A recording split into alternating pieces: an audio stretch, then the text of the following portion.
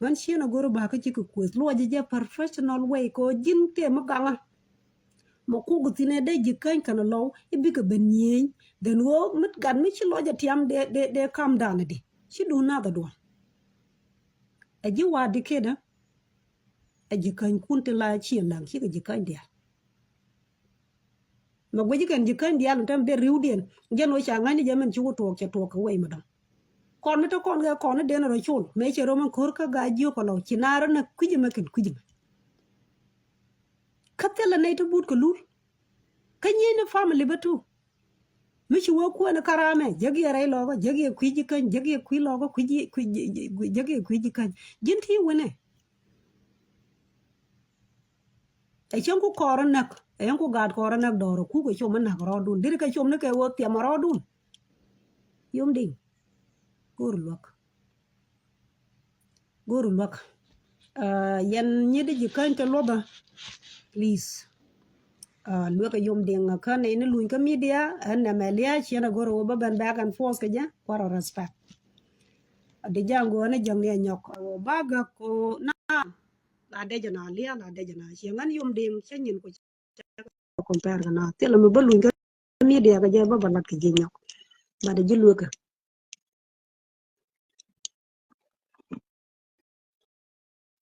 de jango ne jang ne request male ana Tede lenya? lenga ji ya Okay, tede malenya. ya mal Okay. Nga. Nyempin ga ma jaw daro da mena gagrar ba kulo lunjo ga. okay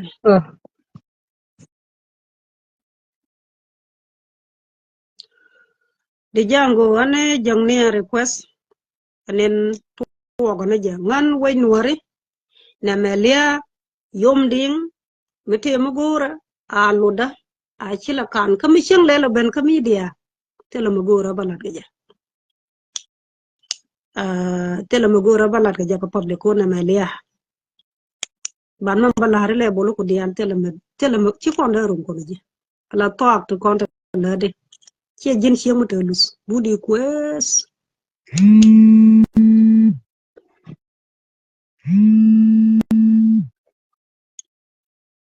kwes yang na ma wako comment ma doar dal ga to ko chudu tin cha reject te life mi shang gag na man baro yorsen gag na wuna baro yorsen ala ta ko mi de lom no wer mi shang ku dia ba ci wut ki shek ba mu dong mar ko kon dara kon dian dong der la lueng ji wa yen ni de chwaro le le e shek ga ji ko shek lo ga shek ma dong maybe kami e wut ba e wut ga ji ki wut lo ko batu de lar wa yen mana na metega shek ma tangis cha dawutin ko dara ngaji family mu wenye yo binara na ko wun matangit ba cha dawo gwa ma dong kula ku na man ti chom ko no gon ma lat kana ka media dara ka wonang ma ni chim ko wote ka ta man kana wun ti tel ngit ti doar dong chira mat ko an wana drong no ku ka yong du chang buji mi din ma lat ka te buji ma nang na bu bang ko comment wi bang support me te lot ka dang yi do ko na ma te ga lon wun ma pel ma dong mar ka wo mar we yen ta ma ta lo tin to dong cha goro me chi tuo ka ta ji kan tin ti cha goro na me chi tuo ka a mi chen je ka kana right like that ka te jog de na jo no na me da kon na confirm de comment one time de rat pin ka mi she janda manda maro lo lo mi jin wut ka mi jin she ba ma ta kam na de lu ga gwa ko wo mi dia te lo dia ndor long no ro ko ro te tel ngis go ji man ron ko ro bro wo cho na tin jin she ke jin wut ka mi jin wut ba deri le bolo ngaje wo ma lat ka man mi tiang mi chop ko ma wo mi chero mu na ken yen wu na daro na ka afrika to mit ti ka ngis ci data sin mi jin wun mi tangi da fuch bat ko media te ti cha dor ka media rol man wara jackson rol wuni wara jackson la wo te ti ci hok baba te tel ngis ka media ka ke da ma te ga lo mi changa kan wuni ta ma ji kana da support ka media wun mi pel intelligent ci nyur ta ma be de goje na man lat ka sit bat wun mi dor ja ka media la da gwaj ka wun mi pel bi ba lu mi jana gwa wo nyi de ma ci tuwo ko chare ngudi yan pa na je kam ne ku la des ka media wuda ta la luga bum ko ma lat ko ma kon ma run mi che wo chob gwa de ka ken wun da wuli run wun mi ta nyet che de bana tok kin ka chieng mi ta nyet ba a chieng a chiek ma dong ma kam run mi dong chi lo ne ma chi me chi to ga da kon ba lu ba ka ngis ma bu o yando rati a fa lo ka la le je mas chieng ma pel ba ta na chi ko dor ko public gujiran jale yi mi chi liu jale ring yi liu ne men dama ku kon lat kon man ka western wala me chaw gam ka afrika ken wun da malu liwru wun me pel me intelligent me educated man cha data tin na me ba ka don ba be dol tin ka be wo ka bo ko don ka mi jin sieng ta ngi chi da support mi jin sieng win mi do jar mo ana dor ko kon mi chan ka nen te ka re lo kon ka lu yen chwar na ban media te chi dor tin ti jeli ring ken te la ka ye te la ka ngi sa te la jeli ring ana kwa ja adan ta mi chelok ngan ma de la ri yan wari na me shi kun kena gor ba jan an ba ba luang ji jin yum den ka first time kana last time ko na me lia ngan tele mi chan kon ma la no wal nien pol te ga ta kon gulu me tele mi chan kon ma lat tele mi chan kon me rom kon ji kan ma de respect zero mi lu che da le nyamar family che race mar e doctor ko gwa e doctor ka dictionary ka leader ka kin rai loko en lo te nye ka gat ka western world ki ne ka afrika ka gande jin me ci da mar nak ci da raja je kuda na ta kon dina na ngoro shenda lo ni twak to la de ka media ko le yan way nuwar ma balariye yom ding chang bala lo ben ka media nyen ka chanya ka ko ma la de tena me te ko long ci ma goro banara lo ka je ko public ma la lang na last week wona me te ga ma goro bana nyur tena go jeno ga ngana ye na je kan kana lo ci dol kanga ci jen yom de mu lo bana bu butin te la de to ak garbe ni ci da ci ka ga be de raspa ga be ko ska public la no woni al mi ci defen bro go lo adu mu benak bu ko direct ci ko ska public woni ga ba kami mi jira ma bu lo raw ko jen chen wa jogi ni al ten na ma mu ko lo abi tim ci agree shenda point du jene ne mi jira ma bu lo mu ben ka media bu lo raw ka chen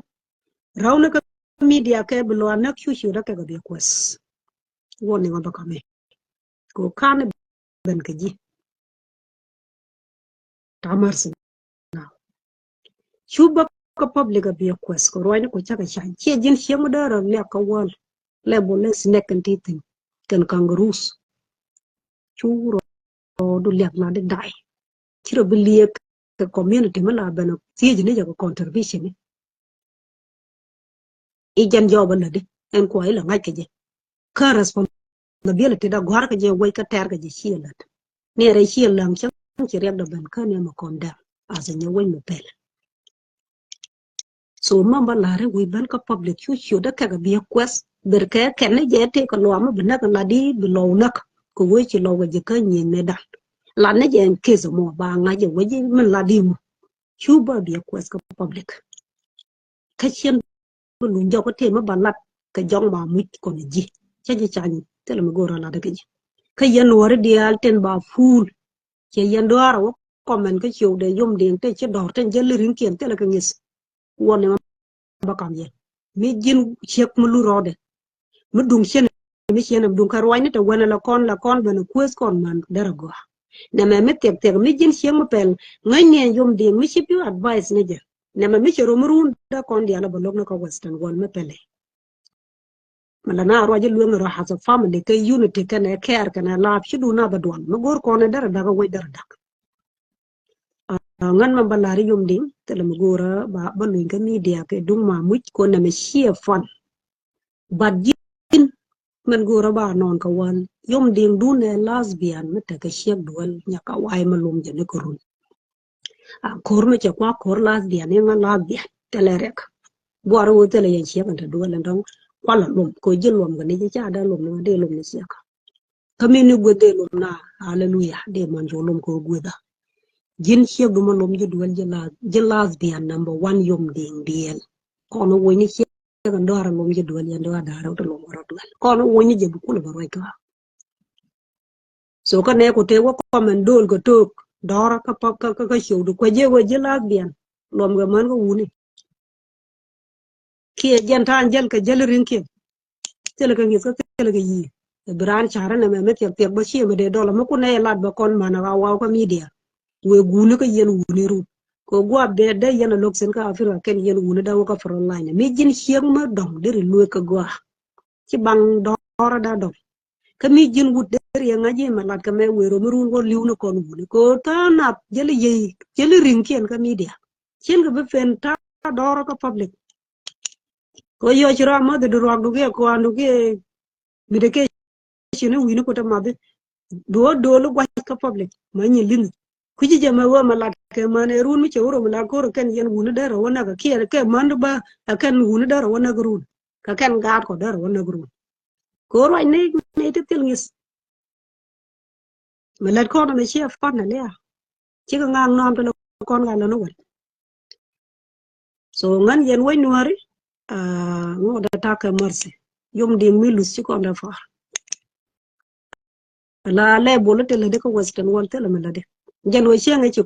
contribution ni chakalat ni ga jen 2013 ande je ta khor che yogo yorfe cha san ne nanga ka everman yo te la pia ga gam ka ka troine cha la tin ka ter ga ja gan mar fe to fe gor ja ka ter je ne kum ma lat ko mo ka jinu te le responsibilities ko le go lo da do de ke doctor ka ka PhD ne ka ruech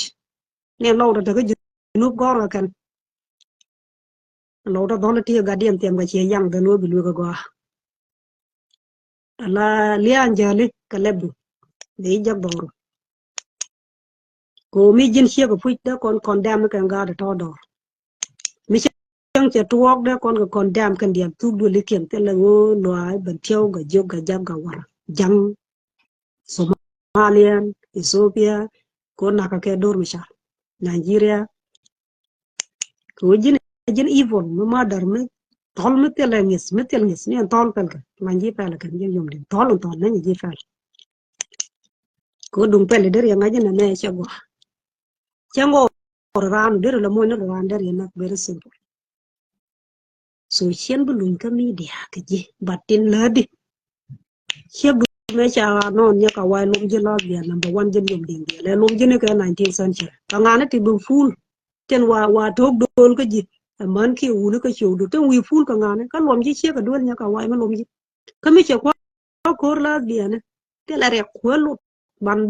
ban ku ben nyen kon la dia ne bo bo ban ben nyen ko ji ne je la dia ne che du ja du nya ka wai ban ku ben nyen la dia ne te la wen bu fu te la mala de ka wa toy no mu bu na do ra to kon chi ka na de wa do jin famous te li famous ti wa jin underground mu mi la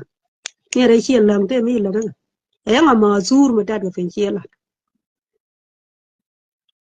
so lu ga ne ji wo mu lu ka media ke no wo jin bran na ke ma la di bu lo bi na ko ti ko ri chi ga ni no wan kan chi ro ji te ga ji kan te ban na ko te ga kun mi cha na ka ji kan chi na la de no ko pa la so we ban ka media run yen jikan to kong lu ga janya mo chio da check ka public kan shena chi tuong me jin ne na we jin jong me alo ti ma mu jin ngai ni chen da ja boru chen da ja boru go and lia ma mu wi ra go ja ka public like this ngai ni go yang ya le chen go ne wala dir terek ni ndol mu da dir terek ni ndol mu da ku li go chen ten ala lia ma mu ji jali ya ka gwar wale ka tini tini ron ko nye mo la de family ke kan family de te ge chulo ko lian ro ke ji tu du ko ro ne lia ni da jin yum di ro ne lia ni da en ning ro gwa wo lia ma mu chi bu twar lo wo ni ngin di de ko ka mi chi bu twar lo ko le ngo jang yo la man ka afrika gwa je de kap tina bilimi der ya go ra ka australia da en ning ni te la de churo je la we chi liu ke ngin ni chi liu ni do ye liu fu ni da la nyuri yer me dier ko fiu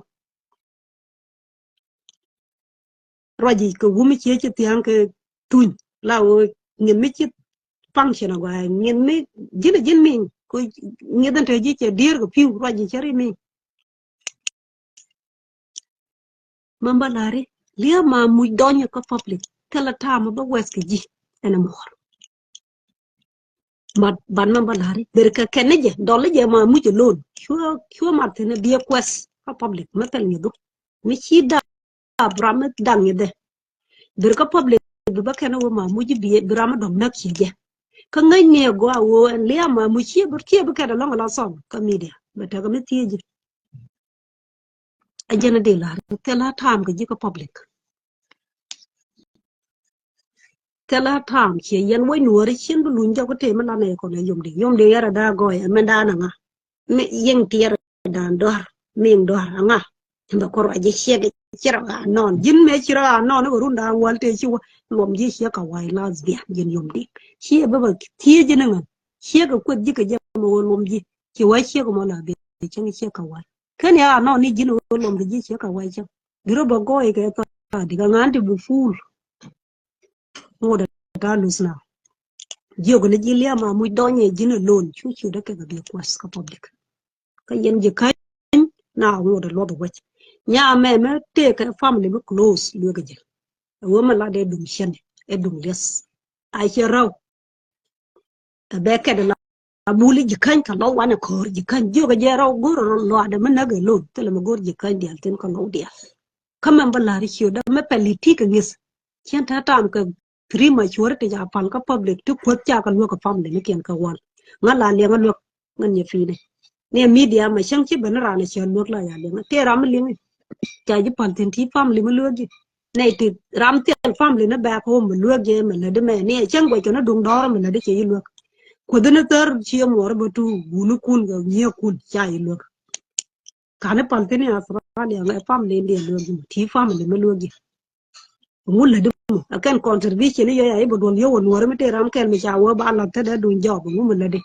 e jin cher yo ye ben la kor gra gan don lo gra gan wan wan chena goro bu dun ga media ka chiuda chena goro be kek moy ra lo ago ji bi na ko moy no ko lo abi na chiuda ka public yan ji kan dia lo be je nya me lu ga je kan ne lu ga media kama mu be gor wi la char be gor be man yal ten kan gwana be gor ma mu tani kiu ga je ka public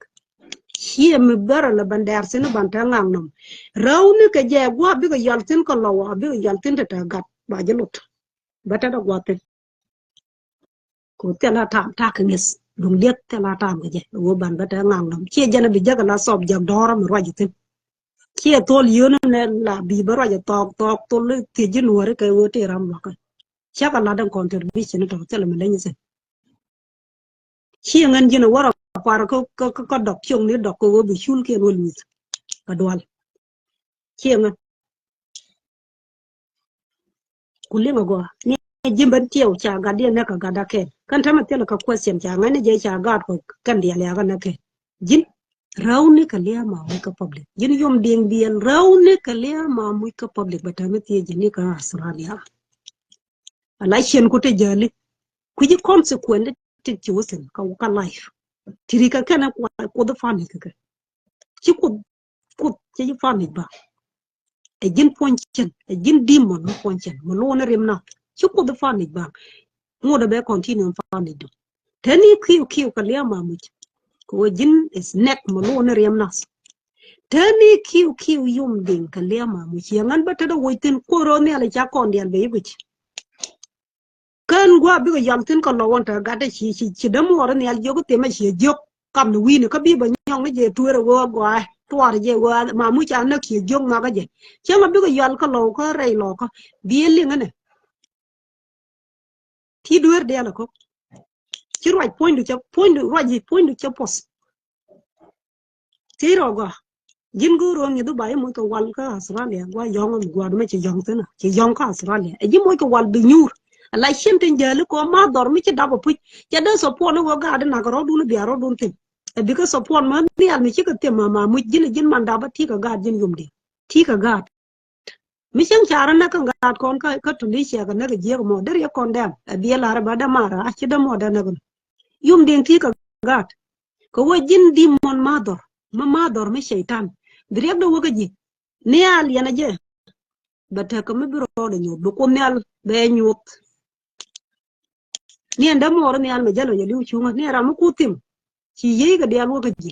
ber twara ko public nya ko wo ni al ma ga je che ma mutim ku le go ko ne al go je ko ne pondu jin ci mu ponchen cheng mes nek ni ngara mata ga da mara cha tim chero ji jikan ko lawo rawa na ga kiye man cha la de gwa a cheng la da ma muje wala la de jakan ne chena da support ko wo jin shaitan pondu cha pos du ko da fani jalo kanga to the ti wo ro na ka bi jeng doru wo liya ga da gwa ke cha gwa bi jeng doru tani kiu ka je liya ma muje tani kiu ka je chia mà guru jikan dian ka chia mà guru lo dian ni alan chi jogo te ma mu chia ka yang chia rong tin yana ja yanda rew te ma guru lo dian te ma guru jikan dian yanda rew shen da ja ka ji yana ne ko mi jin ma dor ma tangis chia da support ne ka mi chen ku je support dar ya walat ka pin dar ya lat ka pin amas ka wei ma gwa dar ya walat ka pin da mo ran ya dar ya jo jina wannan no mor ka tin war wannan ka lo wa me dir ka wannan ka pin dir ka wona ka fe kiwo ma roy na ya dunda dwal ko wo yen ne ya lo nuar che ka ma roy na liya poinde che ka yale yum ding biela roy na liya poinde amete ka ne te ba ka nga yen ji wa afrika dial ma ne ji western wala che nyur che mo to tele ma lada ka kan contribution ne cha ben jogo la ne ka dam ne je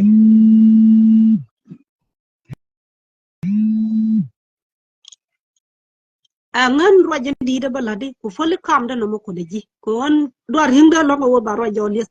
chen bu lun ka public te ma la da ji bad walan balar ye yen ji way mon dial no dial che ko me che ga shaytan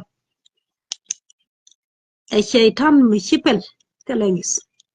ka ya lesbian mi che ka waye chang mu lunge che chang bu ra yen ka media man da ne chara ko non ko wal lom ye nya ka waye jin nga dir wala na nga jin der ro compare kana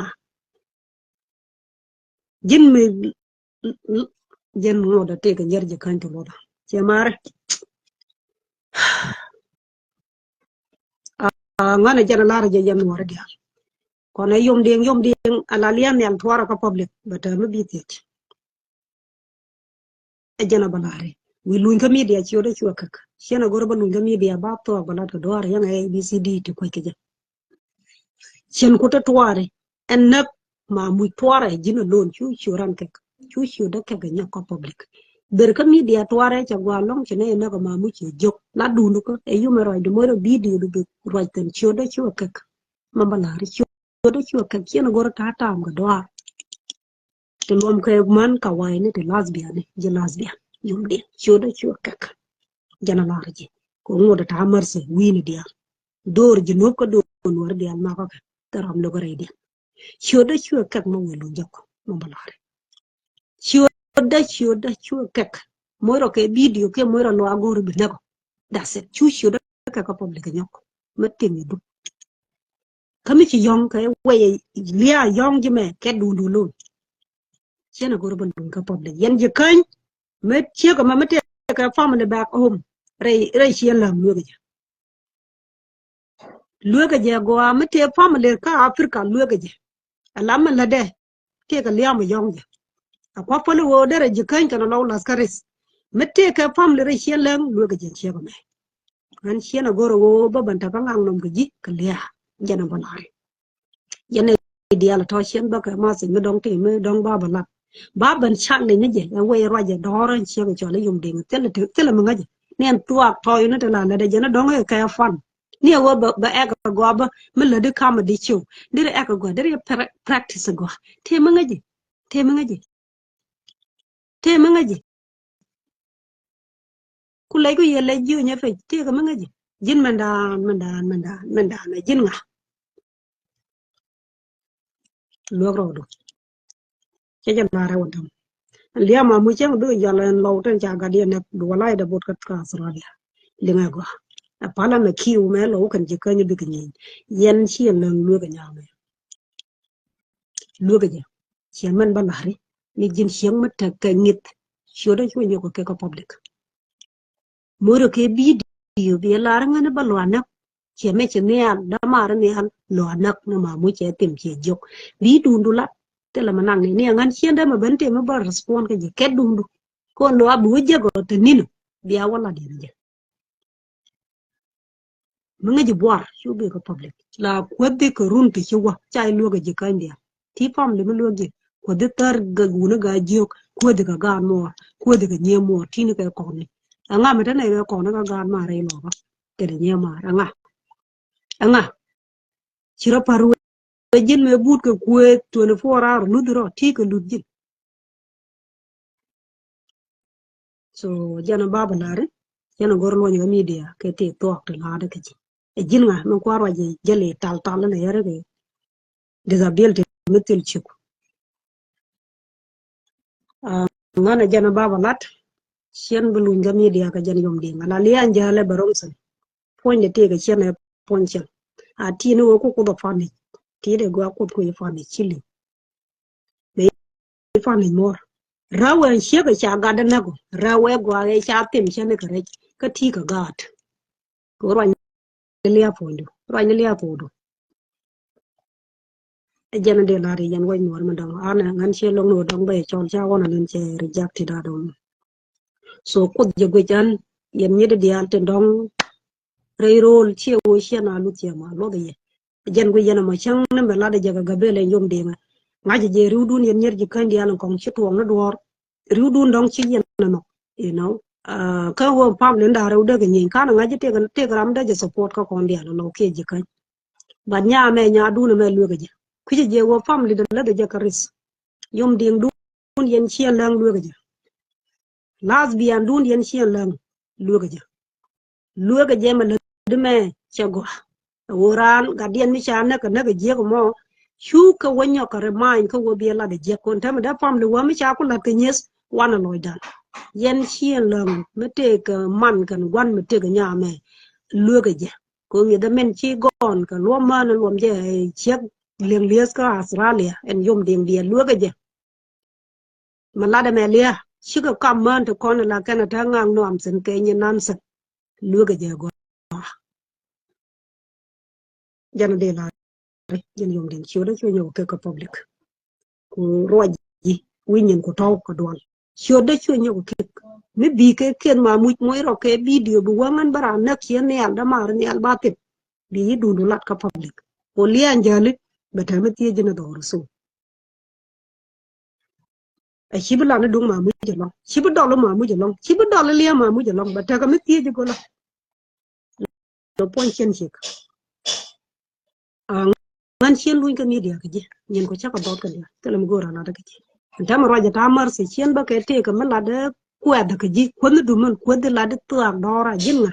na me ba ko raj wi ka lad comedy chen chen wala da na je mu bu da ma da ngana mu bu star chen da la ro ala bele jamen titin po je no war reshela ngi du tanu war gwar wido chen ba ko wote ma bar lo ka jijja damar cha nak chen ba la kun a chen ko damar ne al kan gwan cha damar nak ke mel a ko tar gam jikan ko lel ken ma man ken kam ko nyer jikan lel ken ma man ken kani jogo chu ko ti ko koru matere jin be nay ti cha chi man ken cha damar de nak diga banjaj e jin nga ka jen jira ma nak ma muji chi tem ku linga gwa lo cheitan ledi du ko do fa ne jelo ma mu shi bu dolo long this time gade cha tim chera gadu gad ko ta miamdo mi bi dolo long ko media bi je gam bay ko wo mi cha gad nak ni amran dara tedi bi je ni dolu manda shi mi bara mo ngam ngam ga jali adu men jale bronx nyen doro du te la de ko wal yum de nyen ji way mon dian che a no ni je ni cheng mo lom ga che ka lom je ja duel mi nya ka wai ma lesbian yum ding du shi mi da ba je e jin nga jin shek la bian lo ngani dor che ka wai ma dor chu de nyoga ke kwel ne yo to la bi to ga na de tani no kon je chap tani je ka ram lo ka ko jenan ti dam ko donation jen job yob ji la ka dam yob ke la yob ji la wo lab ji chu da chu ka public nyok kon ta ma ta marse te la gora la da je gora ba bu ni je professional way go glus lo ko chu da chu ka nyok ko public ko gar fa nyawo le ma mu ci bu dol je tam kara beta mi ti je ka Australia mu chu da ji ne bi nyok kek chu da compare we ja kwali vision ki ka lejan ki ka wam ki fer te mi ngaji ka go shoda be ka public nyako te li morgan gur mi lo gire shela gan mar ko ter ga gorje ti gan mor ta ko nye mote ne kan ter shula wulo ko rol ya ro do ne ka ti she mor lo ga ngan la lu ka ta family ne di mi ko respect king royal la lu ka ne media ma mi chan kirana ba lu la le ka ti ram le ne bu di ku ma ko ne ba ro ja de ngani o che mo to nga mi mi lo ngi ti ga de la chi she ga yang kwa ko lo ma ni she ga de lo ko yeng ti ra ko wa cho ne di yen she ga lo ji lo ko yeng ti ru la ji cho ga be ne do